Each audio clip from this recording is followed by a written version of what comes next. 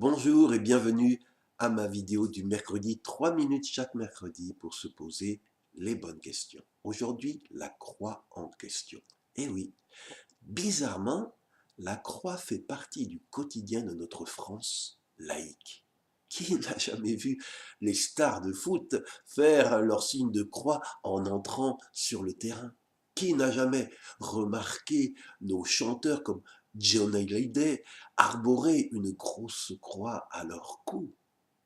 Qui n'a jamais assisté à un enterrement et pratiqué sur le cercueil du défunt le signe de la croix? Qui, en se promenant dans nos campagnes, n'a jamais croisé une croix dressée en bord de route?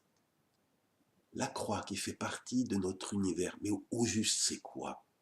Un talisman pour marquer des buts, un bijou à la mode, un geste liturgique, le logo pour identifier les chrétiens? Non. La croix, à l'origine, c'est un événement qui va marquer à jamais l'histoire des hommes.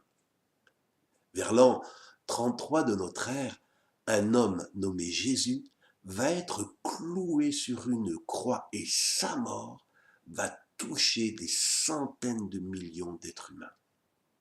Mais qu'a-t-elle donc de si particulier cette crucifixion pour avoir eu un tel impact?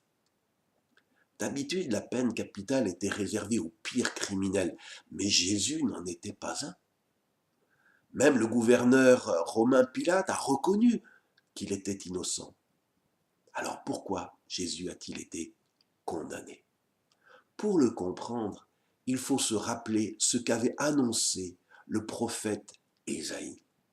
Je le cite. En parlant de Jésus, il disait, qui allait venir, il disait « Il subissait la souffrance que nous méritions. Il n'était blessé que du fait de nos crimes. Il a subi notre punition et nous nous sommes acquittés. Il a reçu les coups et nous nous sommes épargnés. » Voyez-vous, la crucifixion de Jésus a eu un impact sur le monde des hommes plus que n'importe quelle autre mort, parce que pour tous ceux et toutes celles qui se reconnaissent pécheurs devant Dieu, ils ont réalisé que c'est dans cette mort que résidait leur salut. Ils ont eu la révélation que Jésus avait reçu les coups pour une seule et unique raison, pour que vous et moi, nous soyons épargnés. C'est ainsi que la mort de Jésus est devenue bonne nouvelle pour quiconque y croit. Alors ma prière pour toi qui m'écoutes est que tu puisses arborer cette croix-là, cette vraie croix, cet événement sur ton cœur, le blason de ton cœur. Et pour toi qui l'as déjà fait et qui m'écoute, rappelle-toi, puisque ta dette a déjà été payée, puisqu'un sauveur nous est né, tu n'as plus à craindre la facture. Va donc en paix en demandant à Dieu la grâce de désormais vivre une vie qui l'honore.